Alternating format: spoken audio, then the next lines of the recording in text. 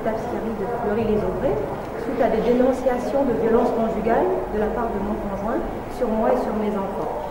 Et pour se venger de cela, mon mari a donc fait faire de faux certificats médicaux qui ont permis de m'interner à l'hôpital psychiatrique de Dorouzé. Alors aujourd'hui, vous êtes ici devant le tribunal d'Orléans, pourquoi?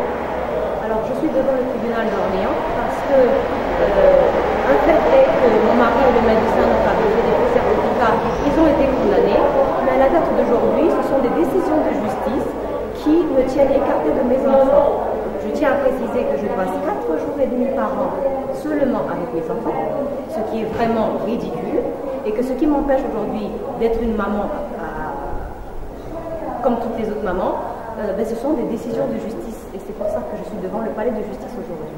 Donc vous reprochez à la justice de ne pas faire de la justice? Quelque part oui, parce que il y a un manque quelque part. Je pense que si les coupables ont été condamnés, je ne vois pas pourquoi on me pourchasse, pourquoi, et qu'est-ce que je dois expliquer à mes enfants? Je dois leur dire que c'est pourquoi que je ne peux pas les prendre en charge, d'autant plus que je suis quand même assistante d'éducation dans eux ici. Vous avez gagné 2 des procès déjà, donc qu'est-ce qui freine pour que vous puissiez avoir vos enfants avec vous? Alors, ce qui empêche que j'ai les enfants aujourd'hui avec moi, ce sont les procédures qui ont été lancées à la demande de mon mari, mais avec l'appui aussi donc des magistrats, parce que ce sont des magistrats qui signent des décisions au nom du peuple français, mais des décisions qui, moi, en tant que victime, me mettent dehors de mon domicile, et pourtant je suis une femme légalement mariée avec un contrat de mariage, et donc depuis 5 ans, je suis hors de mon domicile, achetée avec mes fonds propres, puisque je suis propriétaire, et loin de mes enfants, voilà, que je ne vois que 4 jours et demi, je répète, par an. Donc vous dites que de toute façon, le logement que vous avez acheté ensemble vous appartient aussi et que vous êtes dehors. Alors, quelque part, il y a une injustice, non? Oui, il y a une injustice parce qu'on ne peut pas mettre quelqu'un hors de son domicile comme ça. C'est de l'expropriation, c'est du vol. C'est de l'escroquerie tout simplement. Voilà. Donc, qu'est-ce que vous attendez maintenant de la part de la justice? Ce que je demande, c'est ce que je demandais déjà avant mon internement, parce qu'il faut quand même savoir que le point de départ de ce problème, c'était une plainte pour des violences. Donc ce que je demande à la date d'aujourd'hui, c'est la protection du procureur, ce qui est de son ressort, pour moi et pour mes enfants, qui sont victimes de ces machinations depuis 5 ans.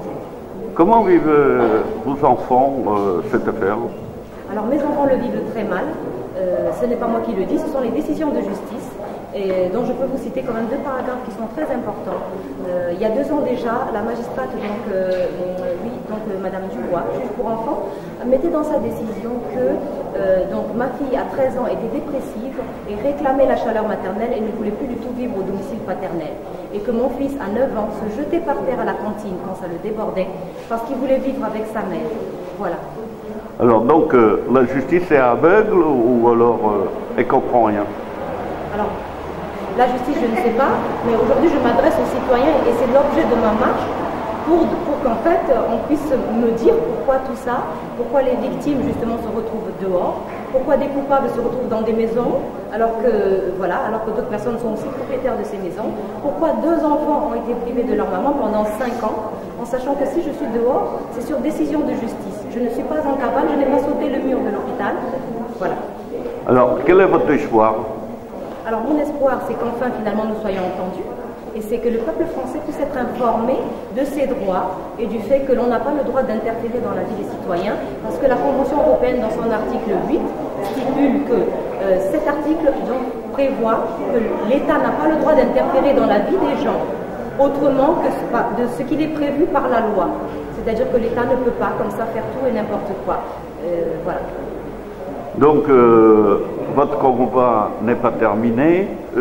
Est-ce qu'une fois que tout sera redevenu normal, vous reviendrez une citoyenne normale ou vous allez continuer ce combat?